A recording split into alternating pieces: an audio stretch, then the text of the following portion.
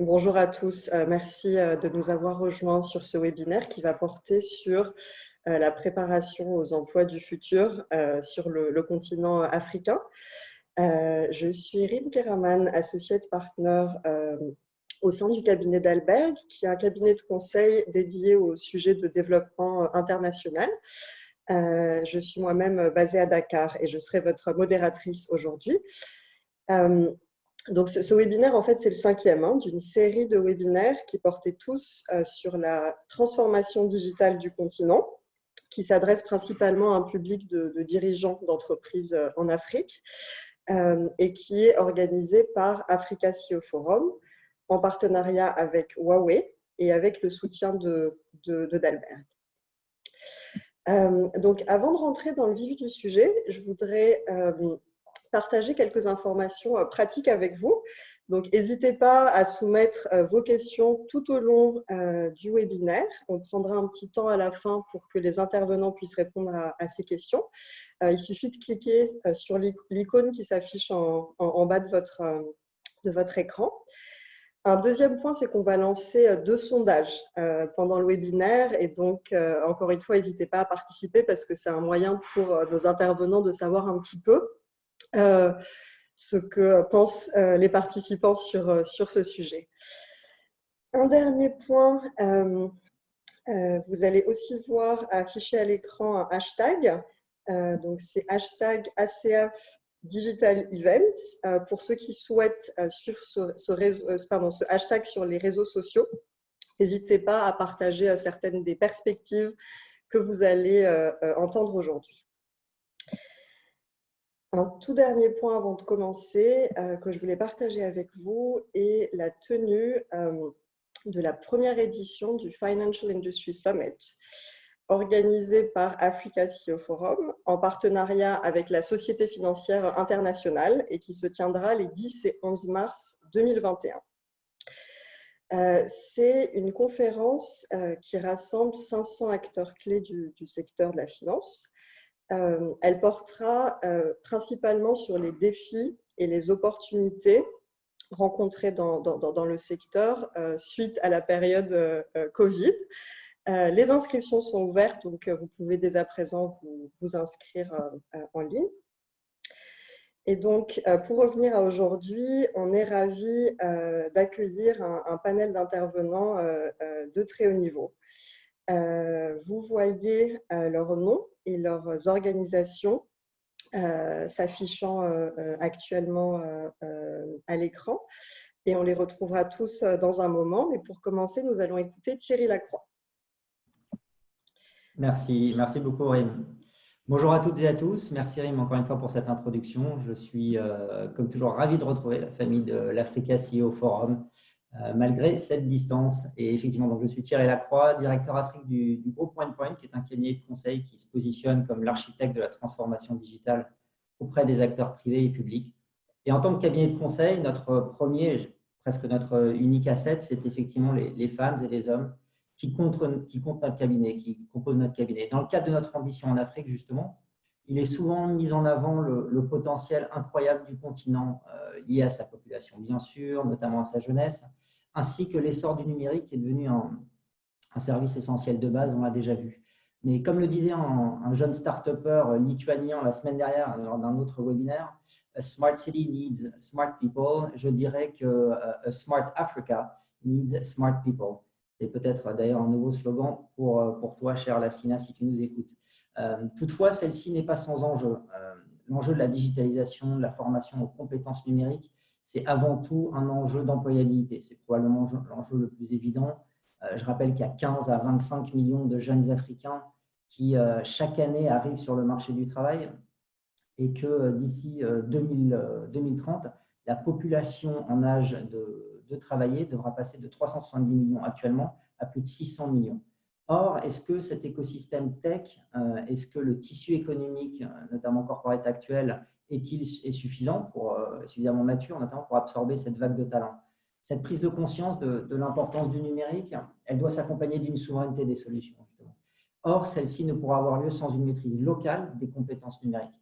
Et les hubs numériques que l'on voit aujourd'hui en Afrique sont plutôt positionnés comme des plateformes de nearshoring.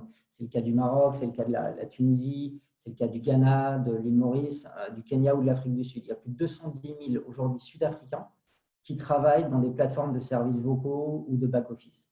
La deuxième conséquence, c'est que le manque de compétences locales oblige les entreprises à recruter à l'international, donc plus cher. Et ce qui laisse en fait l'écrasante majorité du tissu économique local sans accès à ce capital humain, compromettant ainsi leur viabilité, bien entendu, mais leur compétitivité et celle de leur pays, et c'est le troisième enjeu. Le quatrième, c'est un enjeu d'inclusivité. Comme l'a rappelé d'ailleurs Philippe Wang, le vice-président exécutif de Huawei Northern Africa, il y a peu, dans une tribune à la presse, une lutte contre l'électronisme doit être mise en place. Et en effet, selon l'UNICEF, en Afrique subsaharienne en tout cas, 89% des apprenants n'ont pas accès aux ordinateurs et 90% n'ont pas d'Internet. Donc ces personnes sont susceptibles, dit-il, de ne pas maîtriser les démarches administratives, numériques de base, de passer à côté de possibilités d'inclusion financière, bien entendu, et même de se voir refuser l'accès au savoir.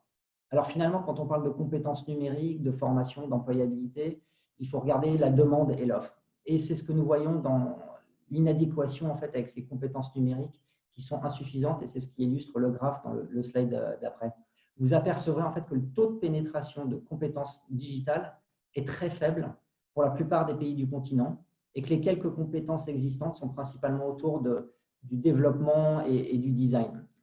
On considère qu'il y a à peu près 700 000 développeurs en Afrique, mais 50% sont concentrés sur 5 marchés africains clés: l'Égypte, le Kenya, le Maroc et toujours le Nigeria et l'Afrique du Sud. Donc, il y a un fort niveau de différence de niveau de maturité entre les pays. Et nous avons la chance justement aujourd'hui d'avoir avec nous la ministre de l'Enseignement supérieur et de la Recherche scientifique de Tunisie, qui est un pays dans lequel les compétences numériques sont parmi les meilleures du continent et en plus à des coûts compétitifs.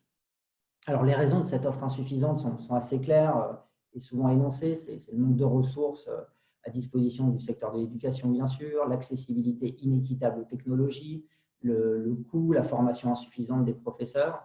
C'est ce qui fait dire donc, à la SFI, dont on parlait tout à l'heure, que d'ici 2030, il y a 230 millions d'emplois qui vont nécessiter la maîtrise des outils numériques en Afrique subsaharienne. Et 650 millions entre celles et ceux qui vont nécessiter une formation à plus long terme dans le cadre de formation continue. Mais alors, de quel type d'inadéquation parle-t-on finalement? C'est ce que décrivent les deux prochains graphes. D'abord, cet écart, et c'est important de le souligner, il existe à tous les niveaux de compétences numériques. Les compétences de base, qui sont les plus essentielles. On parle de communication par courrier électronique, d'email. On parle de recherche sur le web. On parle d'utilisation de supports informatiques. On parle ensuite de compétences intermédiaires. Et là, on est plus sur l'utilisation de tableurs, de réalisation de présentation, de marketing numérique. Et sur ces sujets-là, en fait, les compétences intermédiaires sont les plus déterminantes, c'est ce qu'on voit sur ce graphe-là, en Afrique subsaharienne, les plus recherchées. Par contre, la part des employés qui vont nécessiter des compétences très avancées d'intelligence artificielle, de calcul scientifique, de data analytics, là, est plutôt relativement faible, mais elle augmentera à mesure que les secteurs s'orienteront vers le numérique. Parce qu'en fait, cette demande de compétences numériques, c'est sur quoi on assiste, elle est à la fois liée très fortement et alimentée par la croissance économique du continent, bien entendu, mais également par la digitalisation de secteurs clés de l'économie. Bien que cette demande, elle varie évidemment d'un secteur à l'autre, et en fonction de si on se positionne sur de l'économie formelle versus de l'économie informelle, bien entendu. Cet enjeu, il est colossal, c'est ce qu'on voyait tout à l'heure, et il correspond à un marché d'à peu près, évalué en tout cas à 130 milliards de dollars d'ici 2030, en infrastructure, en matériel informatique ou en ressources humaines. Et face à cela, c'est l'ensemble des acteurs qui sont mobilisés. Et c'est le slide suivant. Donc, autour d'abord de politiques non sectorielles. On investit dans des infrastructures et des équipements. Rappelons que le ratio d'apprenants ordinateurs est à peu près de 40 pour 1 au Rwanda, 90 pour 1 en Afrique du Sud, il est de 277 pour 1 en Gambie. Ensuite, cette mobilisation, elle se fait auprès de la digitalisation des entreprises, des administrations. Là, on va parler de cadastre, on va parler d'impôts, on va parler de douane, on va parler d'identité numérique, un sujet très à la mode en ce moment. Un dernier point, c'est celui des secteurs économiques qui sont dépendants des avancées technologiques. Bien entendu, cette année, on s'est beaucoup focalisé autour du domaine de la santé, mais on parle également de domaine de l'énergie, du commerce, de la logistique. Et tout ça pour former à quoi? Alors certes, tous les citoyens ne doivent pas être formés à l'Internet des objets, au cloud computing, à l'intelligence artificielle, Mais les cas d'usage qui émergeront de ces technologies vont impacter l'ensemble de la population. Alors, bien entendu, il y a cette formation au STEM, donc ce sont les sciences, les technologies, engineering et maths, comme l'ont fait l'Afrique du Sud, comme l'ont fait l'Ouganda, le Rwanda, le Sénégal. Mais je rappelle que seuls 2% finalement des étudiants disposent aujourd'hui d'un diplôme en STEM. Et ce sur quoi je voulais me focaliser un petit peu sur ce point-là, c'est l'importance des softs également. Il n'y a pas que les compétences techniques, il y a également la créativité, l'intelligence émotionnelle, le design thinking, l'esprit critique, l'adaptabilité, qui sont finalement ces skills du 21e siècle, dont va certainement parler Laura de Norris tout à l'heure. Ensuite, c'est comment apprendre. On a vu les retours d'expérience sur ces enjeux de compétences numériques. C'est plutôt favoriser des parcours courts, de 3 à 12 mois, et très pratiques. Tourner vers l'employabilité avec des stages, en intégrant l'éthique dans les méthodes pédagogiques et avec des partenariats, avec un écosystème, que ce soit académique ou industriel d'excellence. Quant à l'apprentissage, il doit se faire, et on le voit, je pense que c'est bien intégré, tout au long de la vie, avec une initiation dès le plus jeune âge aux outils digitaux et jusqu'à la formation professionnelle et continue. Alors, il y a des enjeux plus transverses, bien entendu. Le premier, c'est un enjeu d'inclusivité, notamment pour les femmes, surtout, trop souvent encore peu représentées dans ces domaines. Le deuxième enjeu, c'est un enjeu de taille critique, d'échelle. Quel va être le rôle plutôt d'initiative d'intégration régionale, panafricaine, comme la ZLECA, celle de Smart Africa également, dont on va parler probablement tout à l'heure, avec quel référentiel, quelle adaptabilité pour le continent. Et le dernier enjeu, c'est un enjeu de financement, idéalement à impact et empreinte positive. Donc, quel va être le rôle du secteur privé? Nous en avons certains représentants dans le panel d'aujourd'hui qui ont décidé d'investir proactivement sur ces sujets, espérant sans doute et légitimement un retour d'investissement à moyen ou long terme. Mais avec quel modèle économique? Est-ce qu'on parle de RSE, de partenariat? Ce sont ces enjeux, ces débats, ces questions qui vont alimenter le débat d'aujourd'hui. Je vous remercie. Un grand merci Thierry. Effectivement, on a pu évoquer pas mal des points sur lesquels on va revenir dans un moment. Et on va aussi recueillir l'avis des participants sur ce qui a été dit. Mais avant ça, on va s'entretenir avec notre première invitée, Olfa Ben-Ouda, ministre de l'Enseignement supérieur et de la Recherche scientifique de la Tunisie, qui a été nommée au mois de septembre dernier. Professeure spécialisée dans la finance, Olfa Ben-Ouda était aussi présidente de l'université de Carthage pendant une longue période. Donc, un grand merci d'avoir accepté notre invitation. Et je voudrais profiter de votre présence pour prendre l'exemple de la Tunisie, où vous dirigez donc un ministère. Et Thierry en a parlé rapidement. Donc, plusieurs questions pour vous. Pour commencer, quelle est finalement l'importance accordée aujourd'hui au développement des compétences numériques du point de vue de l'État en Tunisie? Et pourquoi? C'est-à-dire, quels sont les enjeux, que ce soit en termes d'emploi, de gouvernance ou d'autres? Et quels sont les défis finalement que vous rencontrez déjà ou que vous anticipez pour le futur?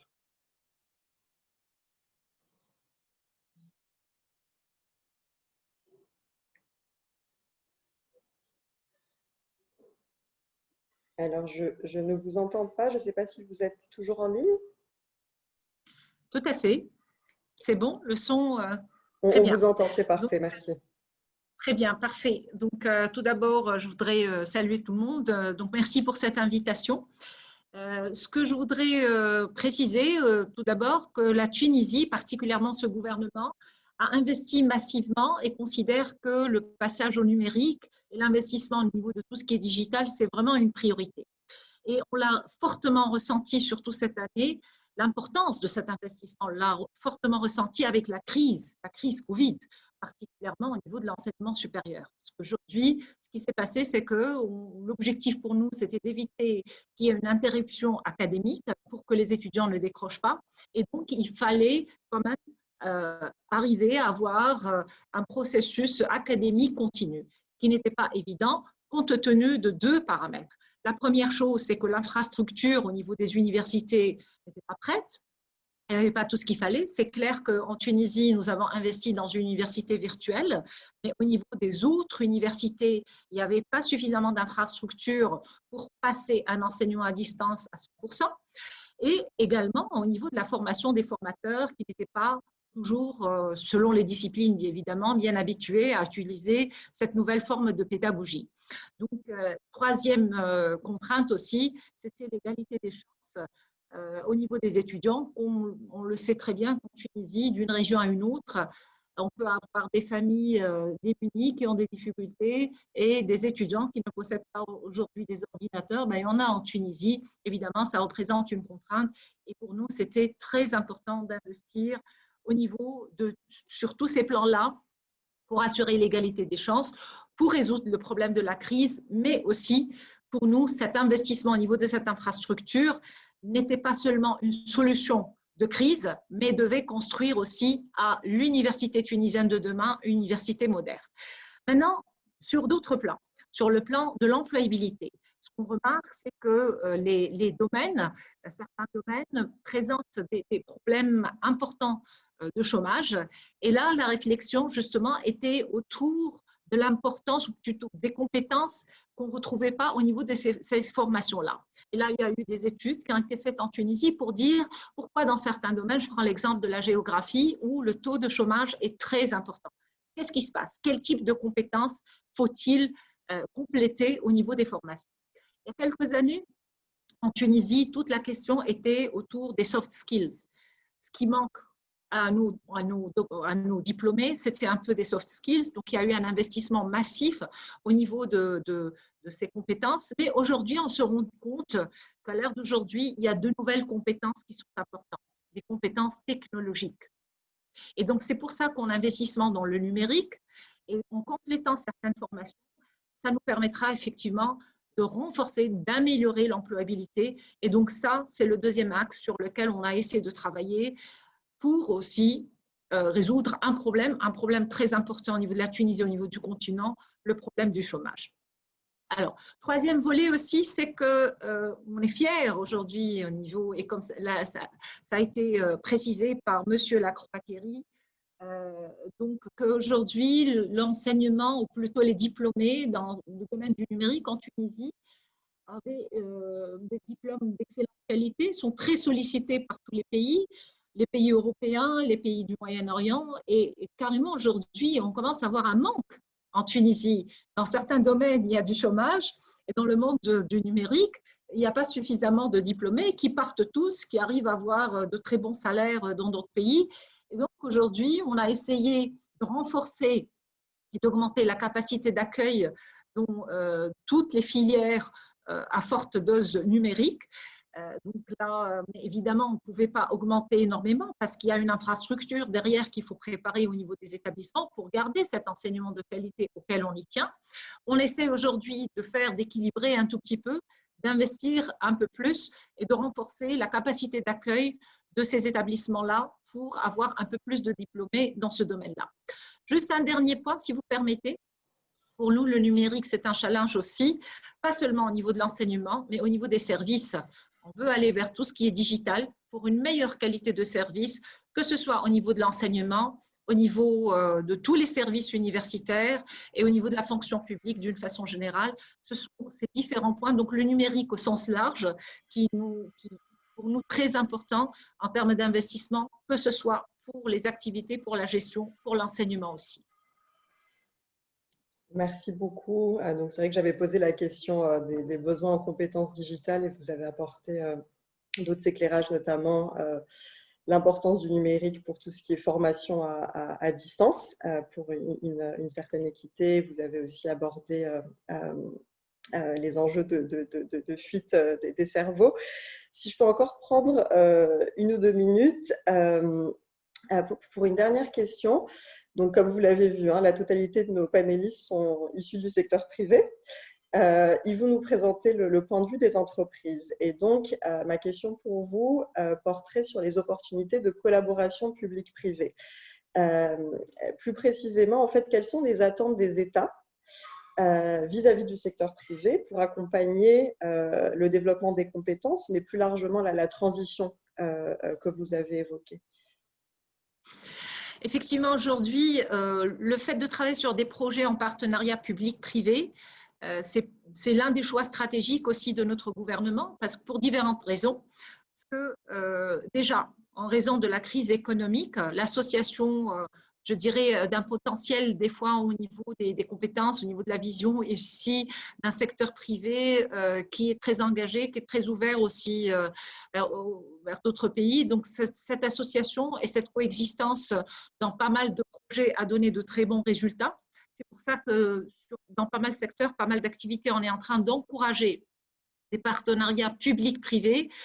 Surtout au niveau de l'enseignement supérieur, il faut savoir que contrairement à d'autres pays, c'est le public qui est beaucoup plus développé en Tunisie. Parce qu'en Afrique, ça dépend d'un pays à un autre.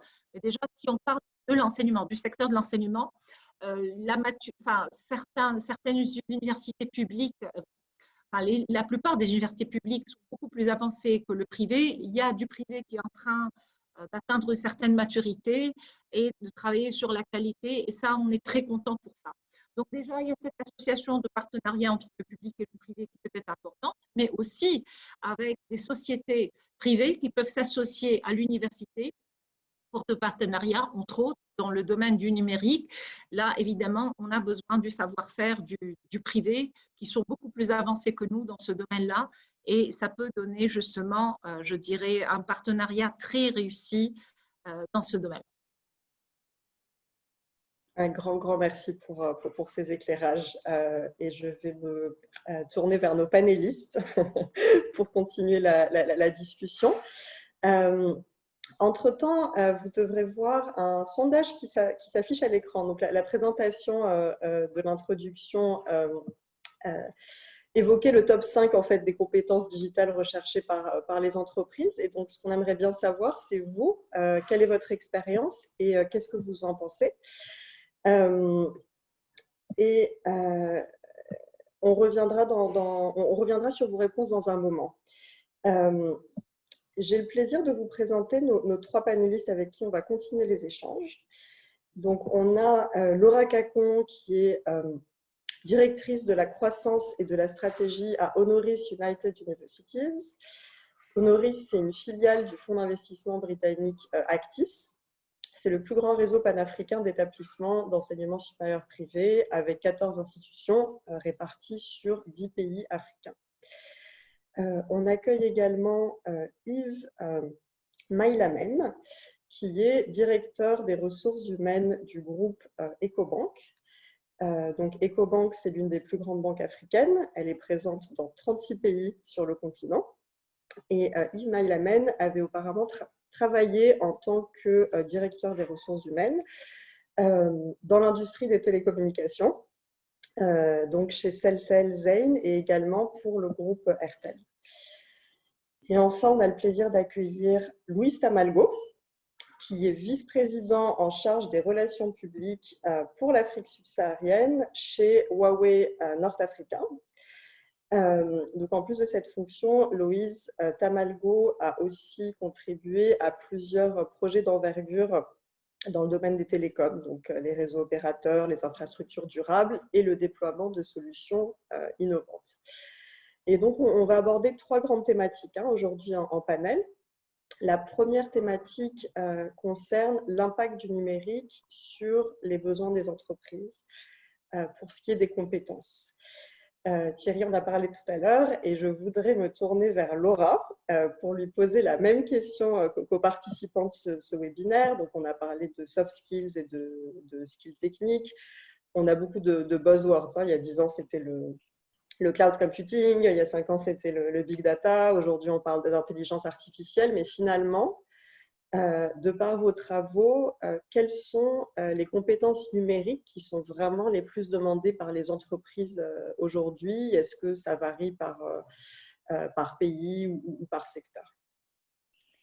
Merci Rim. D'abord, bonjour à tous. Je vous remercie à tous pour l'organisation de ce panel qui, ma foi, rassemble l'écosystème numérique avec tous les intervenants et toutes les parties prenantes pour que l'Afrique puisse saisir l'opportunité de cette 4e révolution industrielle et de sa transformation digitale que ce soit au niveau de la création de l'emploi et de la création de valeur pour le continent.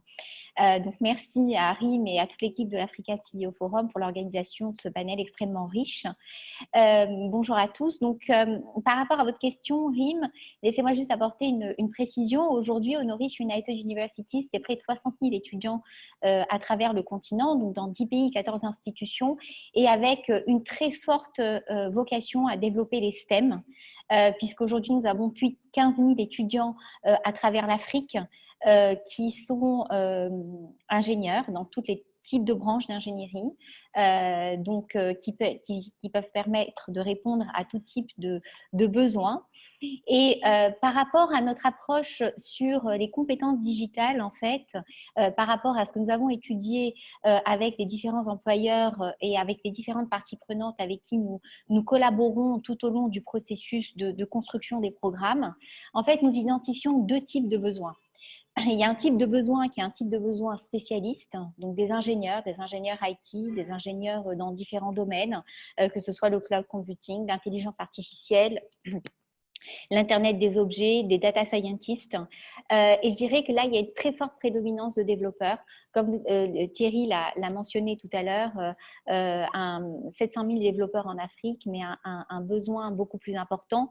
Et pour accompagner la transformation digitale du continent, on a un besoin massif de développeurs, mais également d'ingénieurs spécialisés en intelligence artificielle, en différents types de spécialisation. Donc, je dirais qu'on a d'un côté les spécialistes, mais de l'autre côté, les généralistes. La culture digitale. En fait, ce que nous avons identifié, notamment en analysant les besoins des employeurs, c'est qu'on a besoin d'avoir, quel que soit le domaine de formation, nous avons besoin d'avoir une culture digitale. Je prends par exemple la e-santé. Aujourd'hui, on va avoir des professionnels de santé qui vont être exposés à des outils digitaux dans leur quotidien. Le domaine de l'assurance ou de la banque, par exemple, on va avoir de plus en plus de services financiers, que ce soit dans la fintech, la e-santé, dans la mobilité, dans la logistique. Donc, en fait, quel que soit le domaine d'application, quelle que soit l'entreprise, quelle que soit l'organisation, le feedback que nous avons de l'ensemble de l'écosystème du marché du travail, que ce soit d'un point de vue entrepreneurial ou bien en entreprise, on a besoin d'avoir une culture digitale. Et pour cela, en tant que formateur, nous avons raisonné transversal. Et avec notre conseil académique qui rassemble des experts au niveau du continent, de tous les pays du continent pour avoir une vision transversale, nous avons développé un certificat qui permet de répondre aux 8 compétences les plus demandées par les employeurs et qui sont regroupées autour de 4 modules. Et là, je fais écho à ce que disait Thierry sur les compétences du 21e siècle. Et d'ailleurs, la dernière liste que vient publier le World Economic Forum rassemble vraiment ce dont on parle aujourd'hui, ces compétences transversales. La première, c'est vraiment les compétences personnelles qui vont être liées à la communication, à l'approche créative des solutions. La deuxième, ça va être les compétences sociales, la communication, et la communication va passer par la communication digitale aujourd'hui, puisque pour travailler efficacement, nous sommes aujourd'hui dans un monde où nous devons utiliser les outils digitaux. Deuxièmement, la littérature digitale. Et là, en fait, nous pensons comme il y a quelques années, je dirais il y a quelques décennies, l'anglais était la deuxième langue. Aujourd'hui, l'anglais est de facto la langue du travail et du business. Nous pensons que le coding est la nouvelle deuxième langue. Et pour cela, nous avons été un peu disruptifs. Et dans ce certificat, qui sera délivré à partir de cette année académique à l'ensemble de nos étudiants du réseau, en plus du curriculum de leur diplôme, tous nos étudiants auront une initiation au coding et à l'analyse de données. Et nous avons souhaité ceci parce que nous sommes rendus compte que la pensée computationnelle, donc l'approche computationnelle, permet d'avoir une approche extrêmement différente de la recherche de solutions dans l'entreprise. Et également permet à des équipes pluridisciplinaires de mieux se comprendre.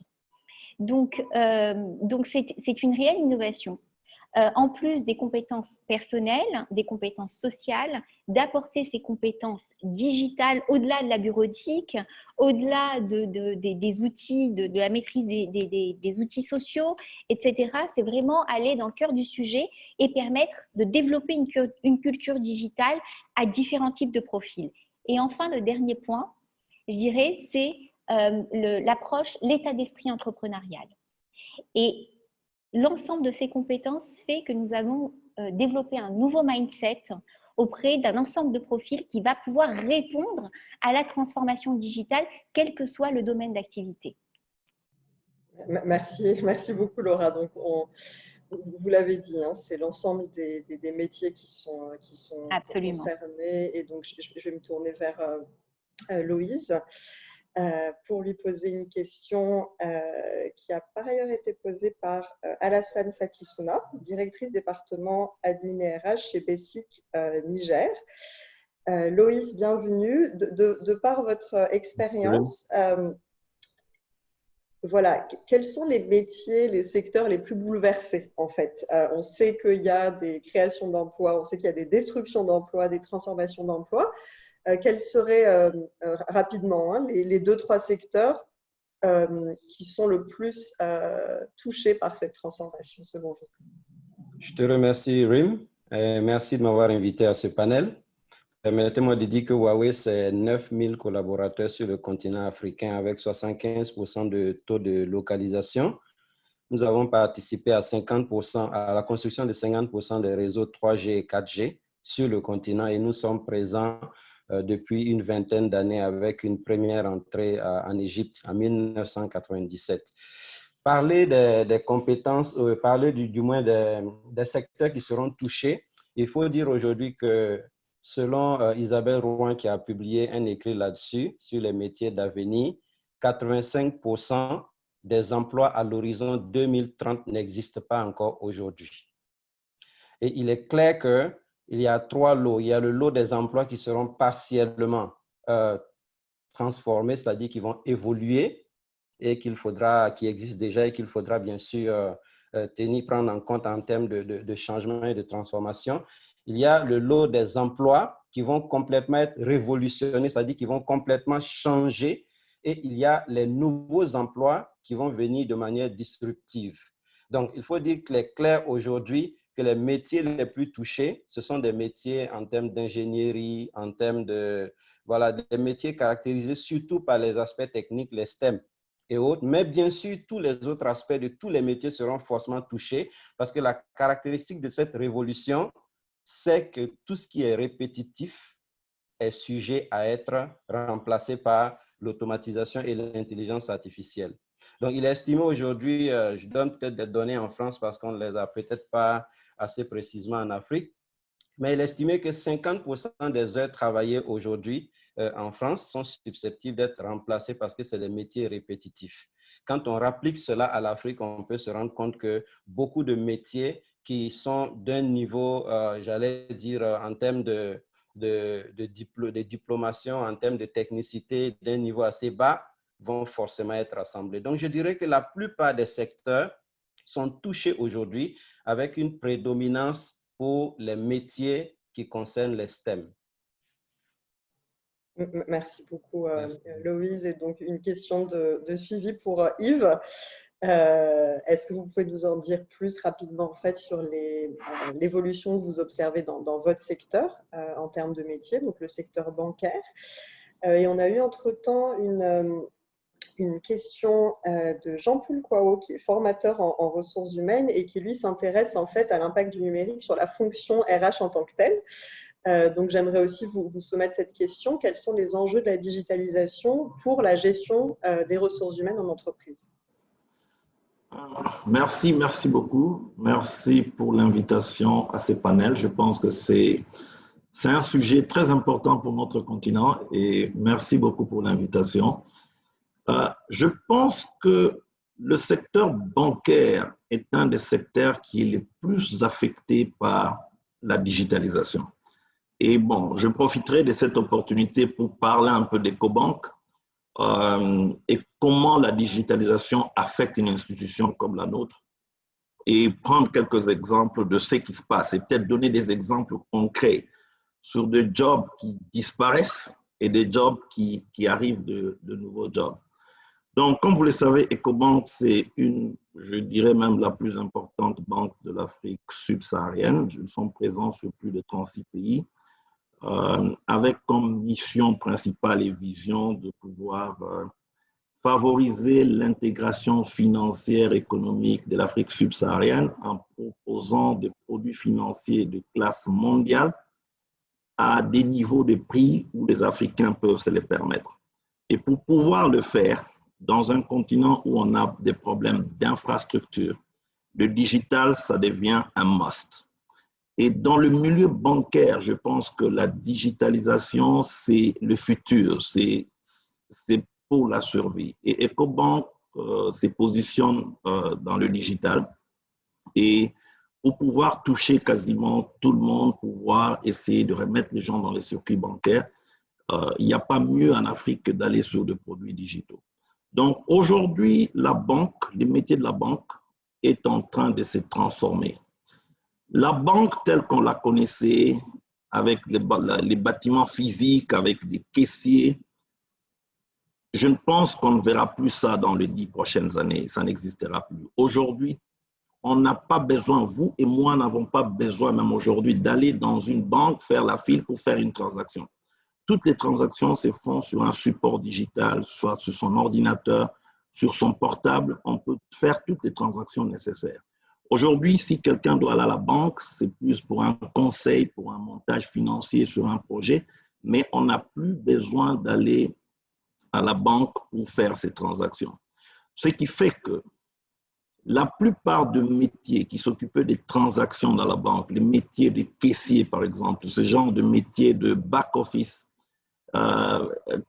les check clearing, c'est des métiers qui sont en train de disparaître pour être remplacés par d'autres métiers qui sont dans le monde digital. Donc aujourd'hui, si vous travaillez, par exemple, pour servir nos clients, on a des applications mobiles, on a les Internet banking, et là, je dirais, pour notre clientèle consumer bank, le consommateur, je dirais aujourd'hui facilement 40 à 50% n'ont plus besoin d'aller à l'agence pour faire leurs transactions. Ils font leurs transactions de n'importe où, de leur salon, du bureau, à partir de leur support informatique. Donc les métiers sont en train de changer. En Afrique, au début, quand le groupe a commencé à investir sur le digital, on avait un peu de problème d'adoption parce que c'est culturel, les gens aimaient bien venir à la banque faire des transactions, papoter aussi.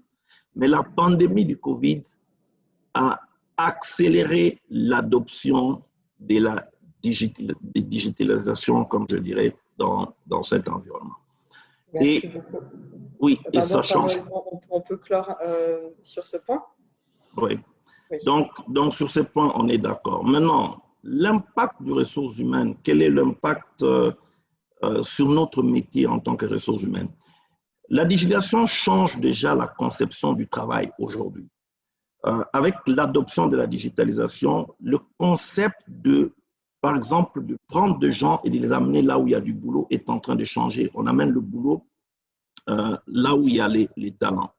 Donc, il y a un besoin pour le département des ressources humaines de pouvoir d'abord revoir les organisations, la façon dont on travaille. C'est important. La conception du travail. Les générations futures peuvent travailler de n'importe où. Ils ne peuvent plus travailler forcément dans le bureau, venir au travail. Donc, le travail peut partir vers les talents. Et ça, c'est le futur de relations de travail. Et aussi, les compétences, parce que le futur des entreprises, pour être compétitif, il faut adopter les nouveaux produits digitaux. Et en Afrique, on a, mais les autres panélistes ont parlé, il y a un problème de compétences disponibles pour pouvoir être immédiatement opérationnel dans ces domaines. Donc, il y a un besoin pour des pays, par exemple, où on n'a pas la main-d'œuvre avec la culture digitale disponible, on essaie de les développer en interne. Donc, on investit beaucoup dans la formation en interne, en collaboration avec des universités, des partenaires, pour pouvoir installer cette culture du digital au sein de notre organisation afin que nous puissions servir nos clients sur ces nouvelles plateformes et pouvoir assurer la pérennité de nos entreprises. Donc, c'est un peu ça le challenge pour le HR, pour les ressources humaines, créer la culture du digital dans l'organisation, amener les talents, si on n'en a pas, le former en interne et réorganiser l'entreprise pour pouvoir travailler différemment. Donc, la façon de travailler a changé totalement à la façon ancienne en adoptant les produits digitaux et continuer à servir les clients de manière optimale et satisfaisante. Voilà. Merci beaucoup, Yves. Et donc, on l'a entendu par nos trois panélistes, hein, c'est une révolution en termes de compétences. Et souvent, l'aspect finalement soft skills, culture est presque plus prégnant que l'aspect technique. On va regarder les résultats du premier sondage qu'on avait soumis à nos participants, qui portait plus sur les aspects techniques justement. Et donc, on voit que la principale compétence numérique recherchée au sein des organisations est le développement d'applications mobiles et web. Donc, ça fait aussi écho à ce que Laura nous disait tout à l'heure. Suivi d'assez près par Data Scientist et pour des compétences plus basiques. Donc, on va continuer sur ce panel avec la deuxième thématique qu'on voulait aborder avec vous. Après avoir parlé des besoins et des besoins en compétences et de l'évolution de ces compétences, on va parler des stratégies gagnantes de formation. Et donc, on a les représentants de Huawei et d'EcoBank sur ce panel qui ont toutes deux lancé des académies internes de formation, entre autres sur les compétences et les métiers du numérique. Et donc, je voudrais demander à Loïs pour commencer, pourquoi avoir créé une académie en interne plutôt que de s'appuyer sur les structures de formation existantes et quels sont selon vous les bénéfices et les limites par exemple, il y a peut-être des enjeux de transférabilité des compétences d'une entreprise à l'autre. Merci Rim. Il faut dire effectivement qu'en plus de tous les autres défis que l'Afrique doit relever en termes d'infrastructure, d'énergie, de financement et de désenclavement, le problème de talent se pose, d'insuffisance de talent se pose, comme l'a déjà souligné la plupart d'entre nous durant ce panel. Et pourquoi Huawei met en place une académie? Il faut souligner qu'un des problèmes assez compliqué à relever, c'est l'adéquation entre la formation donnée aujourd'hui dans les écoles institutionnelles, les écoles officielles et le vrai besoin du marché. Premièrement, en termes de contenu, mais en termes de méthodologie, parce que le marché, il est mobile aujourd'hui. On ne peut pas aujourd'hui fournir à un marché mobile une formation dispensée en mode statique, tant en termes de contenu qu'en termes de méthodologie. Du coup, j'allais dire peut-être de façon temporaire pour faire le pont en attendant que la transition soit faite par ces institutions, des compagnies comme Huawei avons mis en place nos instituts pour faire le bridge. Dans mon expérience, j'ai eu à faire pas mal de recrutements et la plupart du temps, nous avons dû ouvrir en société une salle de classe, désigner des professeurs pour remettre à jour ou pour reformater les étudiants, les ingénieurs que nous recevons, parce qu'il faut le dire assez platement, ils n'étaient pas consommables sur place. Donc, Huawei a investi dans ICT Academy à peu près 5 millions de dollars sur le continent africain pour développer divers programmes, dont des programmes de bourse et autres.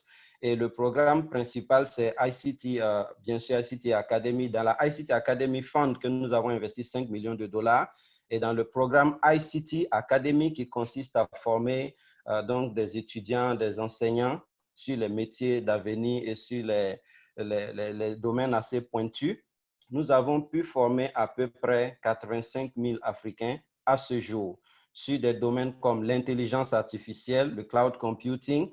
Et il faut dire aujourd'hui qu'il est clair qu'il faut un mariage entre l'école et l'entreprise, ou plutôt l'entreprise à l'école ou l'école en entreprise. Donc voilà les raisons qui ont poussé Huawei à construire ce pont, peut-être de manière temporaire, parce que si les institutions qui forment arrivent à subir cette transformation ou à opérer cette transformation, il n'y a pas de raison que nous puissions avoir les compétences dont nous avons besoin et que nous continuions à faire un effort supplémentaire quand on sait qu'on peut coopérer avec ces universités. Et d'ailleurs, dans le cadre de notre programme, nous n'y allons pas seuls. Nous coopérons avec un peu plus de 300 universités sur le continent africain. Mais je répète pour terminer, le contenu, la méthodologie, voilà le problème. Tout est mobile aujourd'hui. Les contenus sont restés traditionnels et statiques pour la plupart. Et voilà, nous voulons quand même une formation qui est mobile, formation on the go, comme on dit, parce que c'est devenu un peu ce style. Donc, voilà un peu ce que je peux dire sur la question. Absolument. Merci beaucoup. C'est très clair.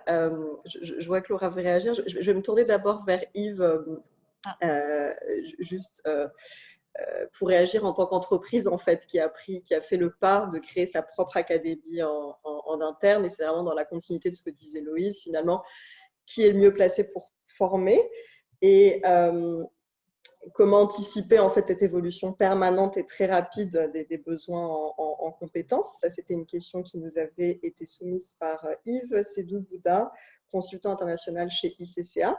Et Laura, ensuite, je me tournerai vers vous, bien sûr, au titre de votre casquette université privée pour rajouter des compléments.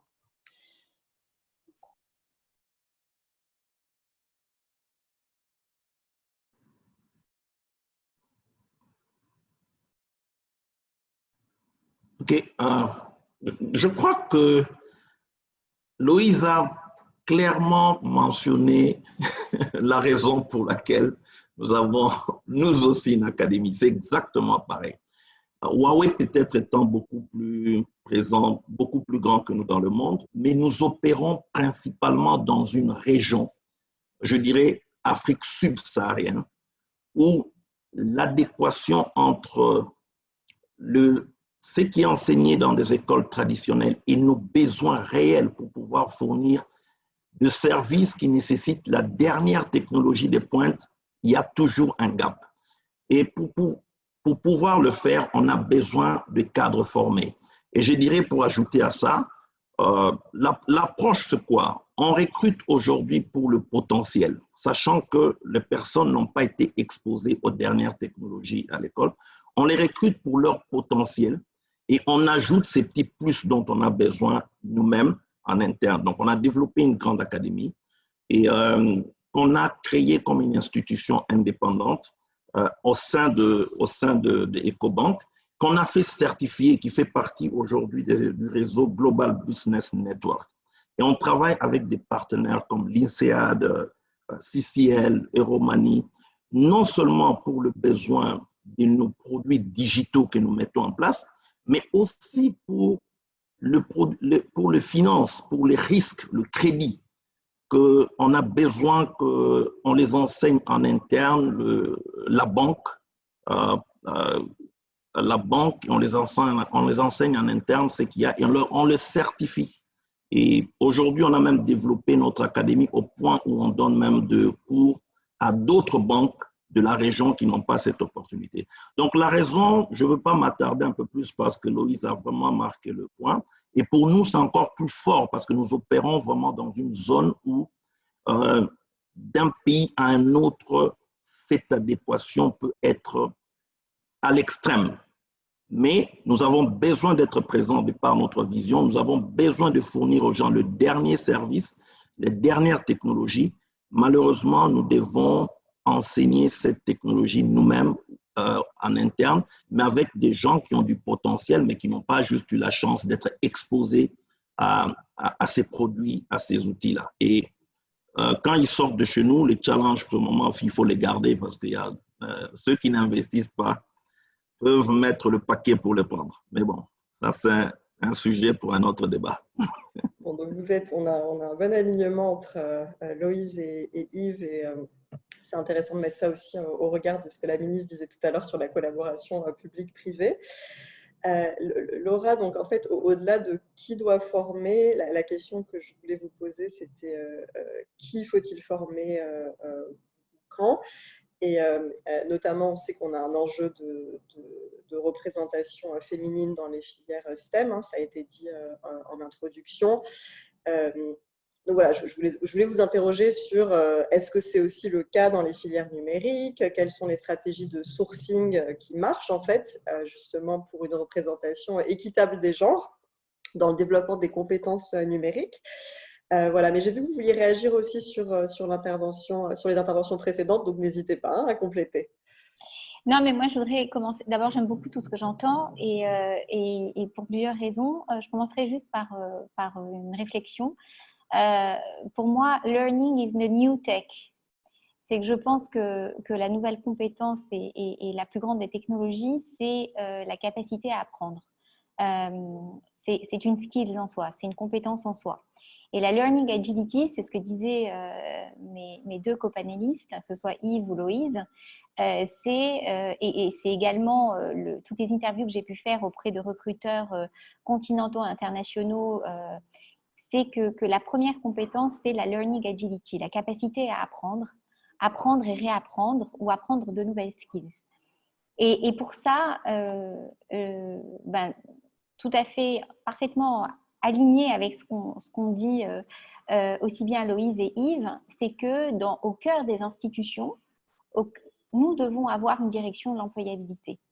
Et c'est pour cela qu'au niveau de Noris, depuis maintenant près de 2 ans, nous avons construit toute une stratégie pour l'employabilité de nos étudiants avec l'ensemble de nos institutions et nous avons créé une direction de l'employabilité qui travaille avec l'ensemble de l'écosystème. Donc avec les employeurs, avec les écosystèmes entrepreneuriaux, comme les écosystèmes des startups par exemple, avec les associations professionnelles, pour que justement on puisse faire le re-engineering des programmes en temps réel, pour pouvoir avoir des diplômés qui soient immédiatement opérationnels. L'autre chose, c'est également les méthodologies d'apprentissage. Par exemple, pour ne citer que la dernière institution qui vient de rejoindre notre réseau, qui est Esprit, qui est une des plus grandes écoles d'engineering et de IT sur le continent, qui a un taux d'employabilité extrêmement important, aussi bien sur le continent, mais également que 30% des étudiants sont également recrutés par l'étranger, c'est vous dire la qualité des gradués. Et en fait, la méthodologie par Project-Based Learning, avec une très forte connexion avec le tissu et l'écosystème du travail, permet d'avoir des diplômés qui sont immédiatement insérables dans le milieu professionnel.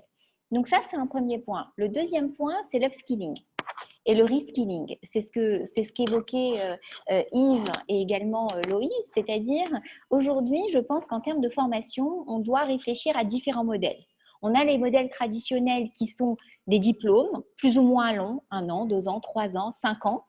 Et on a d'autres diplômes qui sont beaucoup plus courts, qui sont sur des formats bootcamp, très courts, de 3 mois, 12 mois comme l'évoquait Thierry.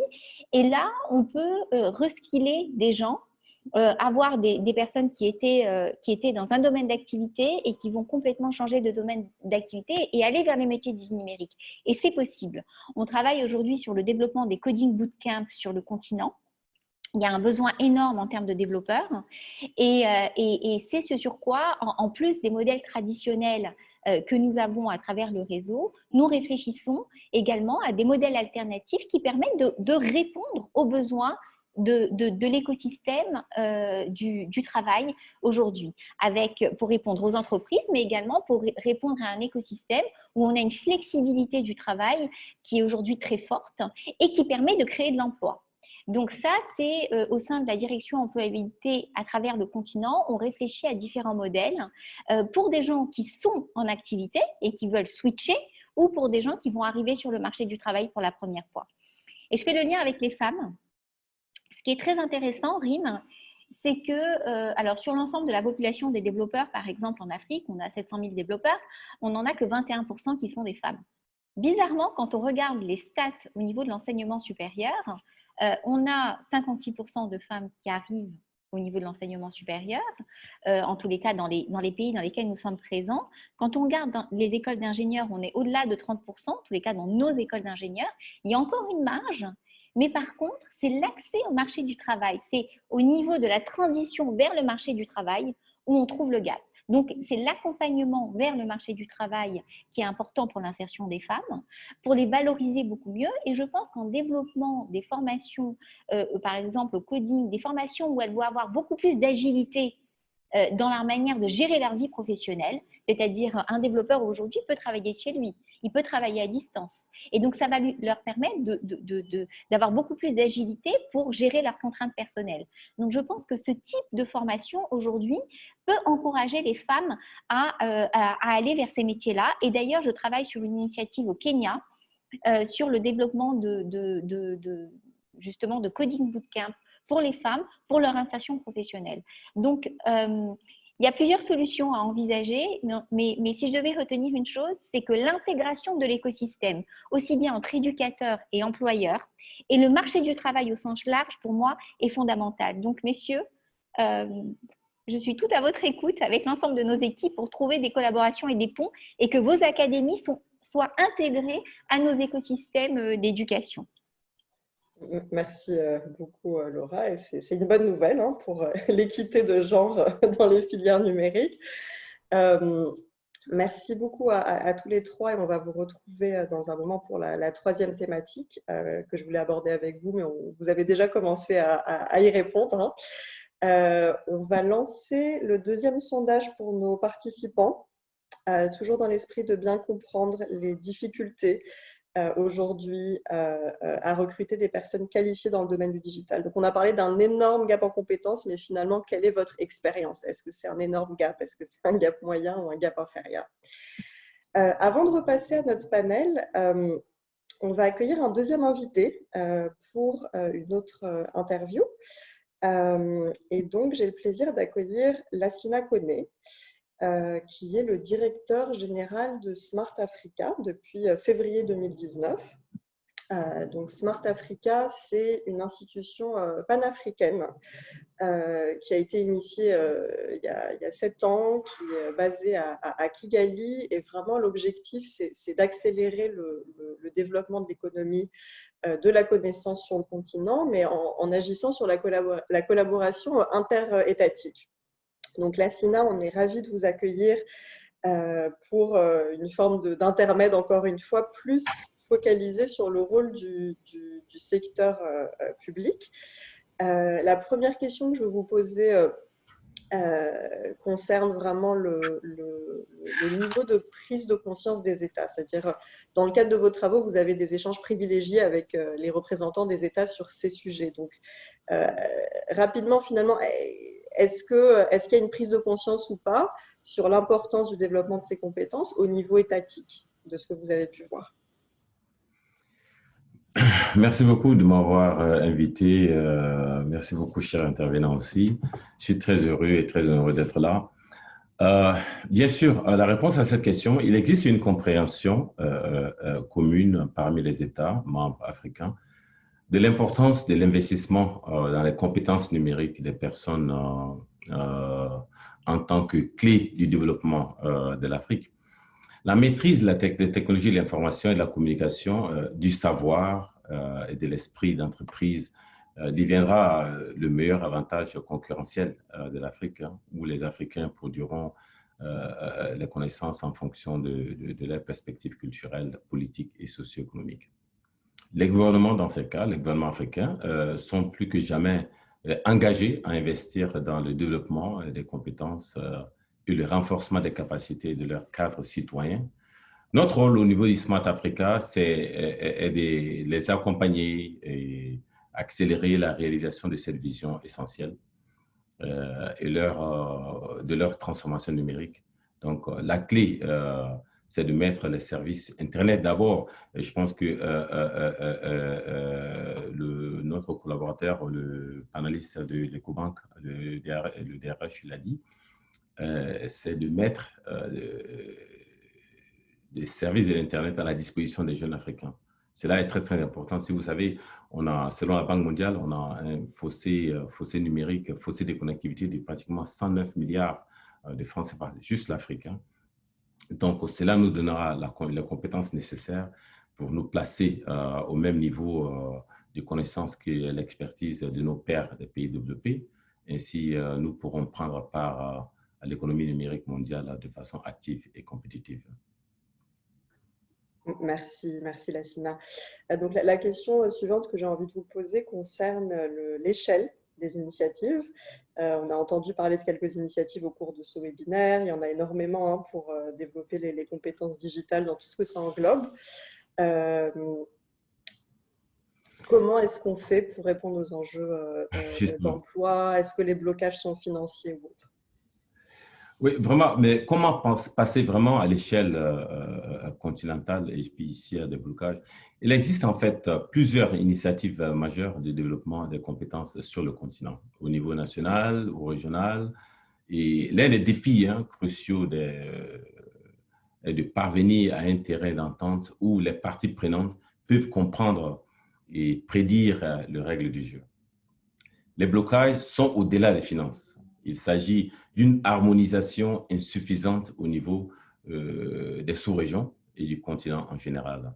La fragmentation des cadres politiques, l'absence d'harmonisation et la collaboration juridique force des risques et d'incertitudes, je dirais même. Les initiatives en cours ne bénéficient pas vraiment de la taille du continent. Donc, la vision de Smart Africa pour transformer l'Afrique en un marché numérique unique est la solution Smart Africa, c'est-à-dire la solution.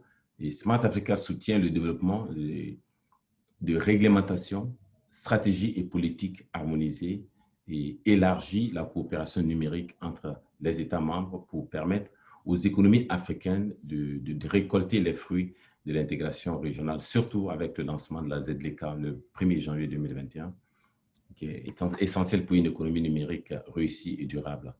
Ce n'est que lorsque ces bases seront établies et que la mise à l'échelle des initiatives sera possible et que la confiance sera établie entre les différentes parties prenantes. J'entends hein, le besoin d'harmonisation réglementaire en termes d'innovation. Est-ce qu'on peut donner à nos participants un ou deux exemples concrets en fait de ce à quoi cette collaboration interétatique peut ressembler, encore une fois de par votre expérience chez Smart Africa? Oui, par notre expérience, les collaborations interétatiques, les processus de Smart Africa a toujours été pragmatique, hein, les processus en général. Et que nous, il y a la note conceptuelle des projets émergents qui peut être, par exemple, l'Académie numérique que nous voulons lancer, qui a été adoptée d'ailleurs par le Conseil d'administration des chefs d'État le lundi passé, le 7 décembre. Alors, de la concept, nous passons directement au schéma directeur du projet, qui est d'habitude guidé par un pays membre. Ensuite de cela, nous passons maintenant au projet pilote. Une fois que le projet pilote est en place, alors nous passons maintenant à l'échelle continentale. Ça, c'est un exemple. L'exemple de cela, aujourd'hui, il y a le projet des Smart Cities. Et le projet de l'Académie numérique, exactement comme mon frère Louise Tamalgo, Huawei a réussi à vraiment internaliser ça. Au niveau de Smart Africa, c'est beaucoup plus des conseils et du concept, c'est le big picture, c'est la grande photo institutionnelle qu'on appelle Smart Africa Digital Academy. C'est-à-dire comment véritablement créer une machine qui crée de l'emploi. C'est-à-dire notre ancrage institutionnel au niveau de Smart Africa, c'est les chefs d'État au niveau du conseil d'administration et les conseils des ministres des États africains de numérique.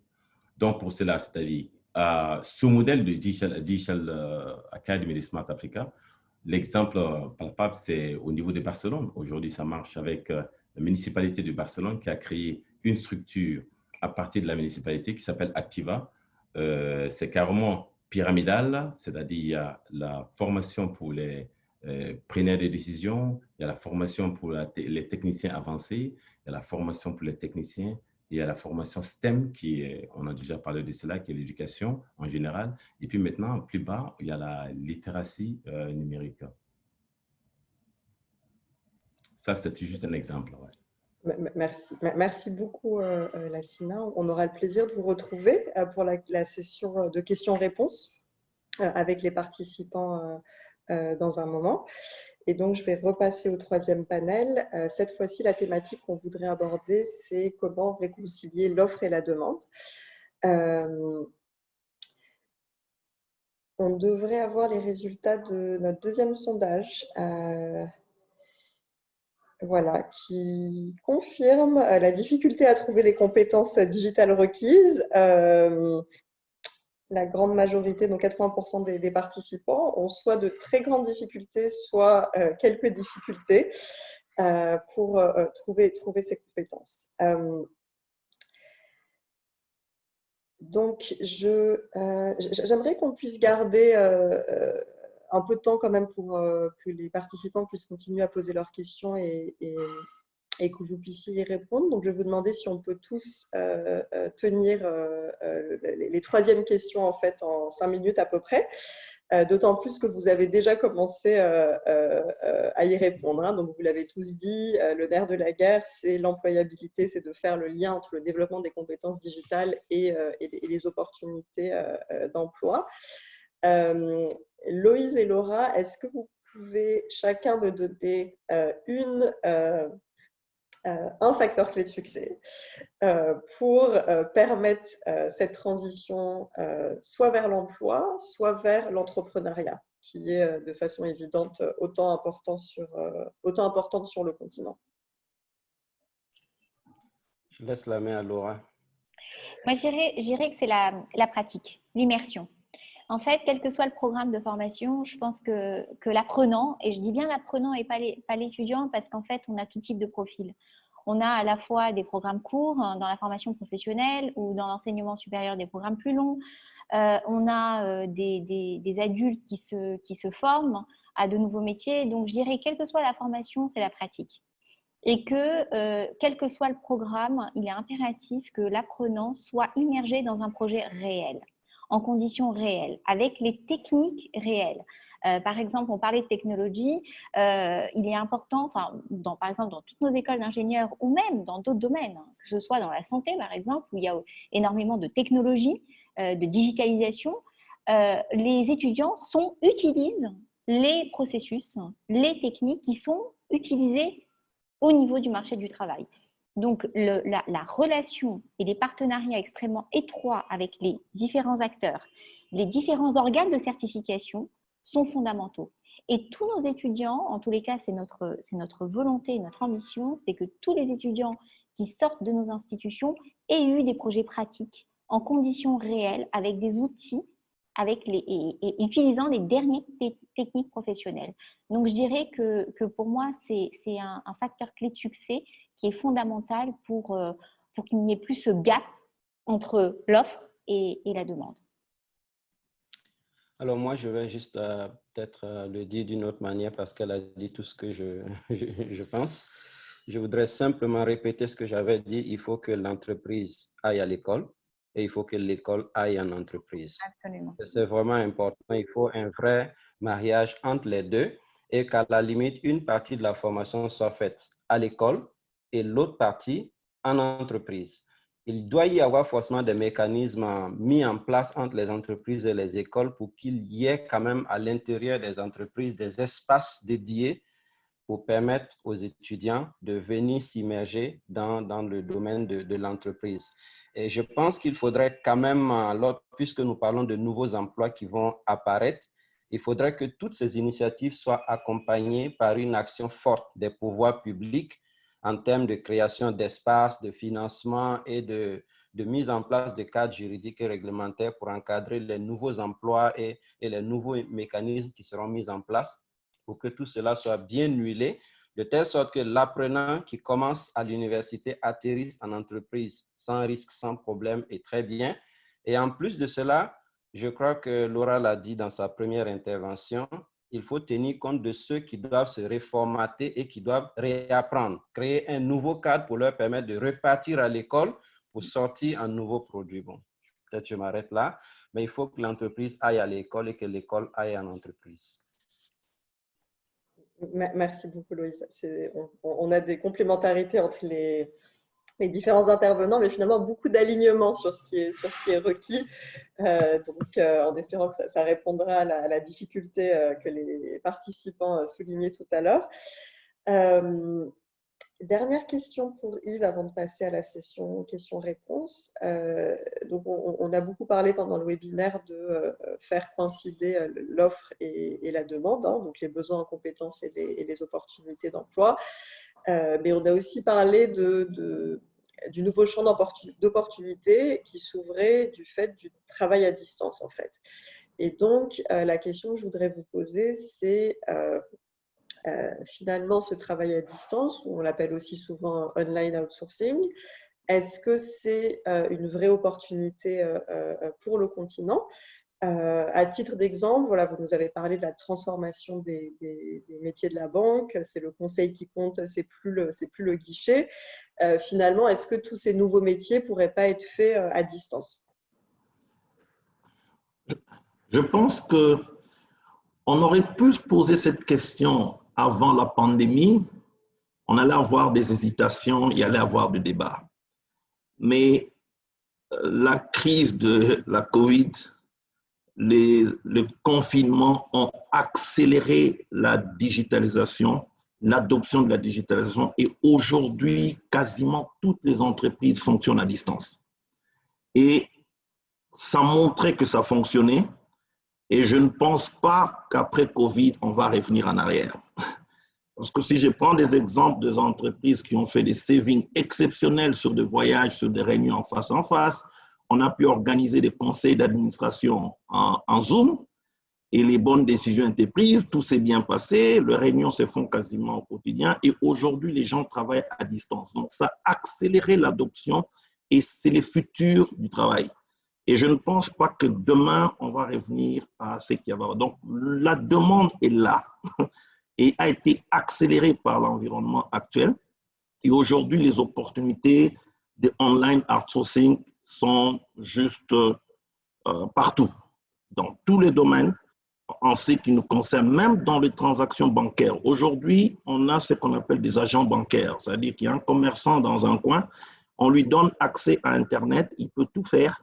Vous pouvez déposer l'argent chez lui, ça entre dans votre compte, vous pouvez récupérer l'argent chez lui, ça entre dans son compte, il prend sa commission. Et aujourd'hui, je pense que la demande est là, il n'y a que l'offre qui doit suivre et l'offre adéquate avec l'adoption. Je pense que je n'ai pas besoin de faire de dessin, mais aujourd'hui, c'est clair et net qu'il y a eu une accélération avec la pandémie et aujourd'hui, les entreprises fonctionnent online, les services sont rendus online et je ne pense pas qu'il y aura un retour. On est parti dans ce sens-là, on ne reviendra plus. Donc ça fait partie c'est ce que je dirais. Ça fait partie de la transformation. De la transformation et merci d'apporter cette touche positive aux conséquences de la pandémie pour une fois. Merci beaucoup pour vos éclairages à vous trois et aussi de rester encore peut-être une dizaine de minutes supplémentaires pour adresser les questions de participants. Donc, on retrouve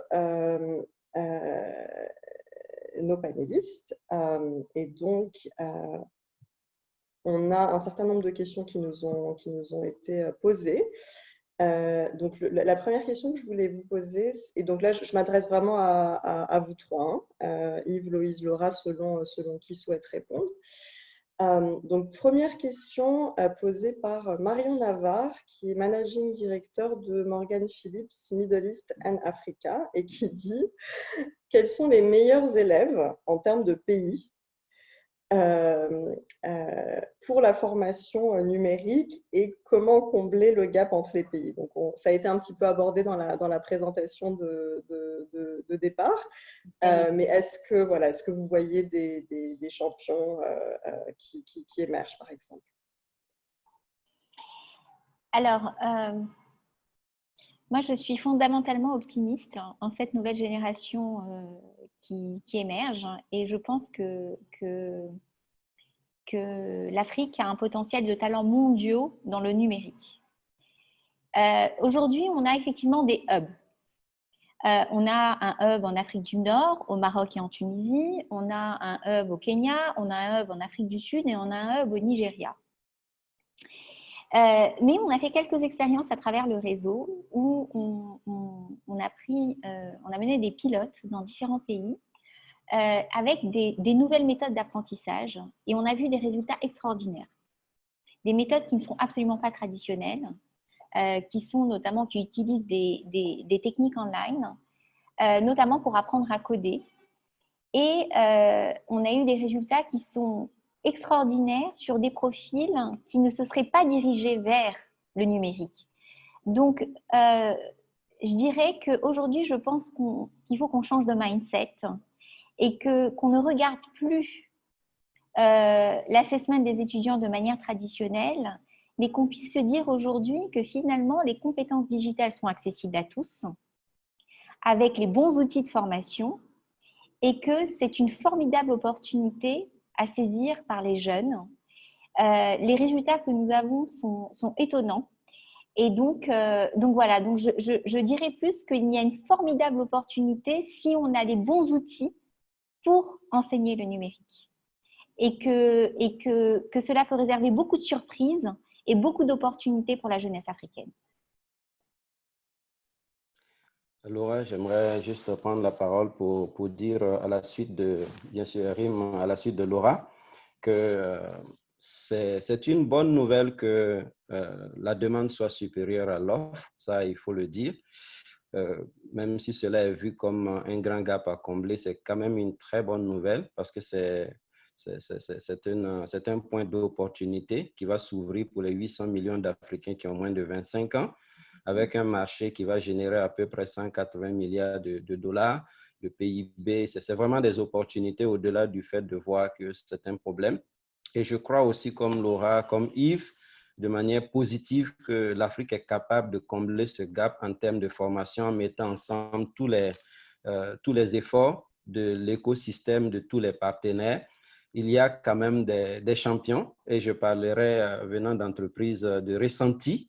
Voilà, nous avons le Maroc, nous avons la Tunisie, nous avons le Nigeria, nous avons le Kenya, l'Afrique du Sud. Et il y a quand même des élèves qui suivent le pas de manière encourageante, comme la Côte d'Ivoire, le Sénégal, un peu le Cameroun quand même.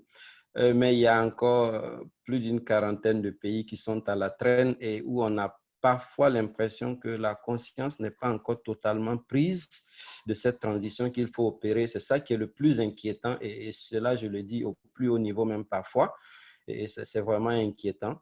Donc, je crois que c'est ensemble avec une certaine plaidoirie auprès de ces dirigeants de ces pays que nous pourrons créer ce foisonnement de prise de conscience. Et je crois que si la prise de conscience est faite, c'est une question de mindset, ce n'est pas une question de moyens. Les ressources sont là en ligne un peu partout.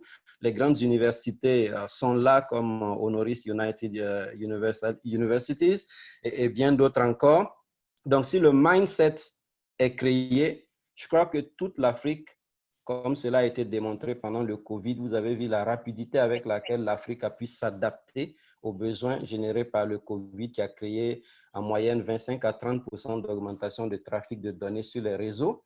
Mais l'Afrique a pu tenir, les opérateurs ont tenu, la population a pu migrer et bien d'autres. Je crois qu'en termes de formation également, la transition peut s'opérer assez facilement s'il y a une bonne prise en conscience, j'allais dire un changement de mindset au plus haut niveau. Voilà, merci. Merci beaucoup à vous deux. Et on a deux questions en fait qui portent sur la même thématique et à mon avis pertinentes pour vos trois organisations. Donc, question de Tandine Bey et de Aurélien Arnaud qui portent toutes les deux sur les stratégies de sourcing pour vos académies.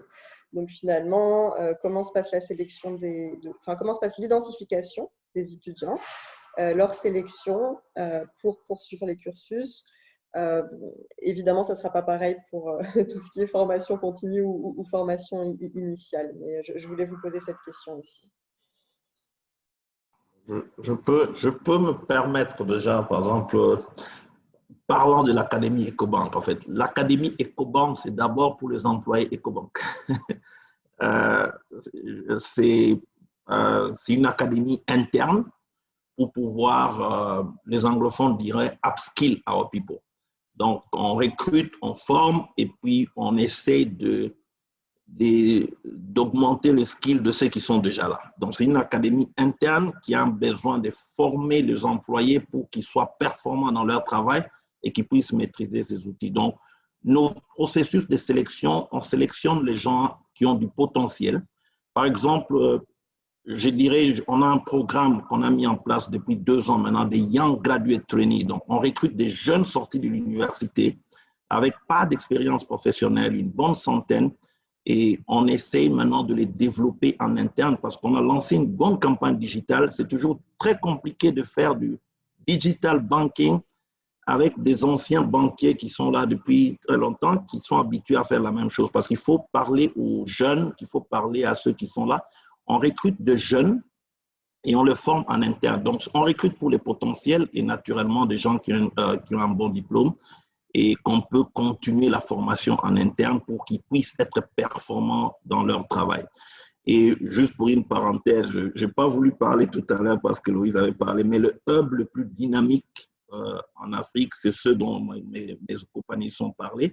Mais on a tendance à voir que c'est plus dans le milieu anglophone africain que francophone. Dans les milieux francophones, on est un peu à la traîne. Et les 3 pays les plus dynamiques, je ne vais pas les citer, Loïs en a parlé, mais les autres sont à la traîne. Et il y a les autres qui sont vraiment, vraiment à la traîne, pour lesquels on n'a malheureusement pas le choix par moment de parachuter des expatriés et de développer ceux qui ont des potentiels en interne. Mais bon, c'est la réalité de l'Afrique, mais il y a une dynamique. On sent une très forte dynamique dans les pays anglophones, notamment le Nigeria, le Kenya, le Ghana, que je pourrais ajouter. Mais chez les francophones, c'est un peu plus compliqué pour nous, pour avoir immédiatement donc, les gens qu'on peut utiliser directement. Donc voilà un peu, si je peux me permettre. Merci, ça fait lien aussi avec un point qui avait été soulevé par Joël Rakotomanovic, pardon, qui demandait si le développement de l'alternance n'était pas finalement la réponse voilà, à la fois aux besoins des entreprises et l'employabilité des diplômés. Et Laura, comme je vois que vous voulez prendre la parole, je vais vous aussi adresser une question spécifiquement pour vous de Hafed Radbab, qui aimerait bien en savoir plus finalement sur comment le curricula dont vous parliez tout à l'heure, qui vise à apprendre aux étudiants à être adaptables, concrètement, à quoi ils ressemblent ces curricula? Alors, je répondrai à 2 choses. C'est évidemment l'alternance fait partie des solutions qui sont en développement dans l'ensemble de nos institutions et d'ailleurs pas uniquement sur les cursus STEM, mais sur différents types de cursus, que ce soit dans des cursus business, dans des cursus droit, parce que l'alternance et l'apprentissage est une solution à la préparation des étudiants. L'autre point, c'est par rapport à l'accès. Il y avait une question sur l'accès, sur les critères. Et en fait, justement, notamment par rapport au STEM et par rapport aux besoins dans le numérique, on se rend compte que sur certains modèles, comme par exemple les Coding Bootcamp que nous développons en Afrique, qui sont des modèles courts, très intensifs, en fait, le processus de sélection n'est non pas lié au cursus ou au baccalauréat ou au profil de l'étudiant, mais à sa capacité à intégrer la formation.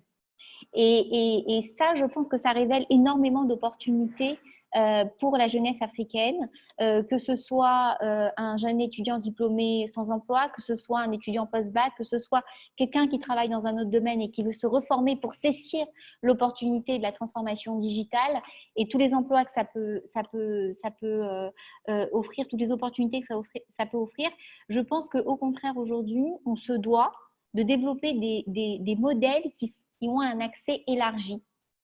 Et d'autre part, justement, dans les modèles que nous développons des modèles qui ont un accès large et à nous, en tant qu'éducateurs, d'en faire des éléments qui soient compétitifs à la sortie, qui soient employables et parfaitement adaptés au marché du travail. Sur le programme dont je parlais, donc c'est un programme qui a été développé online, C'est un programme d'une centaine d'heures, d'ailleurs qui est disponible sur notre site internet au niveau d'Honoris United Universities. Il a été développé à la fois en français et en anglais avec des modules qui sont basés sur différents types de formats, que ce soit des vidéos, des exercices, des self-assessments. Et en fait, ça a été développé avec des experts qui ont l'habitude de travailler avec les entreprises. On a développé ce programme online, notamment sur les compétences personnelles avec Cross Knowledge, qui est le pionnier du e-learning et qui travaille avec des milliers d'entreprises à travers le monde, donc qui ont un retour employeur sur la formation employeur qui est très forte. Donc, on a intégré tous les feedbacks employeurs dans le développement des modules de développement de compétences sociales, des compétences personnelles.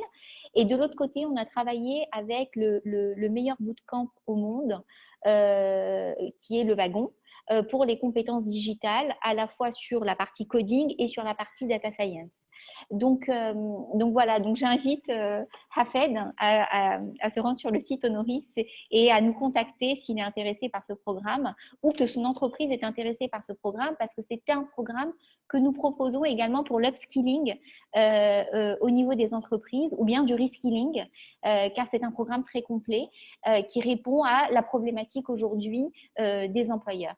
Donc voilà, j'espère que j'ai répondu à la question, Hafed.